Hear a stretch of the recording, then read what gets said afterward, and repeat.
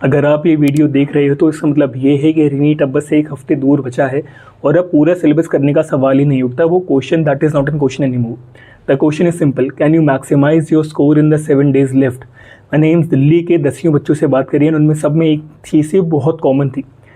आखिरी हफ्ते में they stop trying to study everything, they focus on studying the right things. अब that is exactly what this video will be about, how to use the last 7 days to cross 600+ in reNEET. First एक बात समझो जो बहुत ज़्यादा ज़रूरी है, 600+ का स्कोर आखिरी हफ्ते में बनाना ऑलमोस्ट इम्पॉसिबल नहीं है, बट इसे डिस्ट्रॉय करना आखिरी हफ्ते में it is very easy. Students spend months preparing and then make fatal mistakes in the final days. They start new chapters, they watch long lectures and they start changing resources out of panic.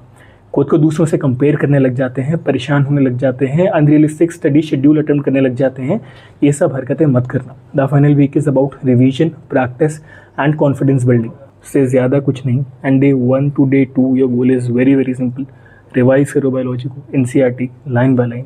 Specially इस चीज़ को note कर लो, human physiology, genetics, biotech, ecology, reproduction, cell biology, molecular basis of inheritance. Passively read मत करना, recall करो हर diagram को, हर table को, हर कंसेप्शन को, हर एक्सेप्शन को। Every same time revise the high yield chemistry chapters over and over. Chemical bonding हो गया, कोऑर्डिनेशन कंपाउंड्स हो गया, P block, DNF block elements हो गया, alcohols, amines and biomolecules chemistry में, plus chemical kinetics and electrochemistry. Focus only on those concept that repeatedly appear in the questions. उससे ज़्यादा कुछ नहीं, उससे कम कुछ नहीं। फिजिक्स लिए रिवाइज करो, formula sheets, they are your strongest chapters. Modern physics, current electricity, ray optics, wave optics, semiconductors, units and dimensions, kinematics, work energy power। Week chapters में जंप करना स्टार्ट मत कर देना, अब उसके लिए टाइम नहीं बचा है। पहले इजी मार्क्स को सिक्योर करो। फिर day 3 and 4 this is where most students lose marks. You should attempt full syllabus test every single day. हो सके तो दिन में 2 बार करो, स्कोर के लिए नहीं, एनालिसिस के लिए। एक मॉक टेस्ट जो होता है एग्जाम नहीं होता, एक डायग्नोस्टिक टूल होता है। हर पेपर के बाद स्पेंड करो एनालाइज करने में टाइम, ज़्यादा से ज़्यादा टाइम स्पेंड करो। खुद से पूछो, why did I get the question wrong. Concept का इशू था, सिली मिस्टेक थी, कैलकुलेशन एरर था, दिक्कत क्या थी, रिवीजन में गलती थी। क्रिएट करो एक एरर नोटबुक, उसमें हर चीज़ लिखो, every mistake goes there and that notebook becomes gold in the final days.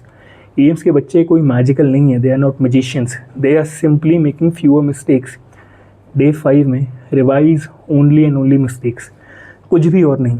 अधिकतर बच्चे जो हैं टाइम वेस्ट करते हैं rereading things already know. Top scorers focus on weaknesses.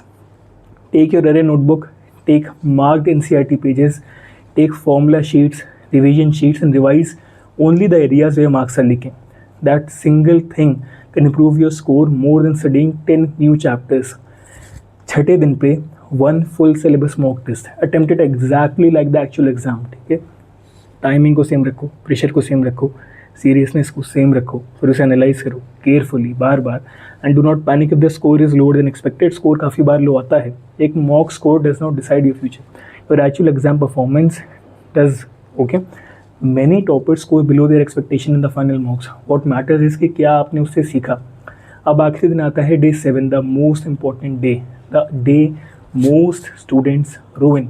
कोई मैराथन के स्टडी सेशंस नहीं, कोई ऑल नाइटर्स नहीं, कोई पैनिक का रिवीजन नहीं, कोई नया टॉपिक नहीं। बस रिवाइज करो बायोलॉजी के डायग्राम्स को, NCERT की लाइन्स को रिवाइज करो, केमिस्ट्री के रिएक्शंस को रिवाइज करो and keep it simple.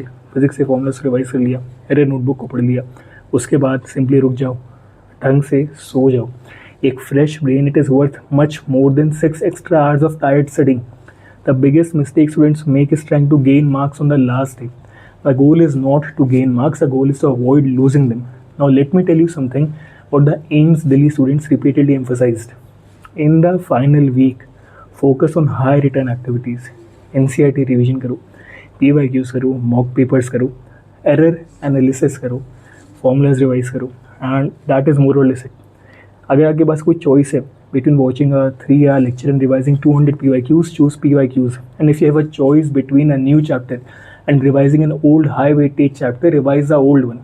If you have a choice between motivation and mock analysis, choose mock analysis, because marks come from questions solved correctly and not from feeling motivated। ठीक है, एक final बात याद रखना, 600+ is not achieved by being perfect. That is a big misconception. It is achieved by avoiding unnecessary mistakes.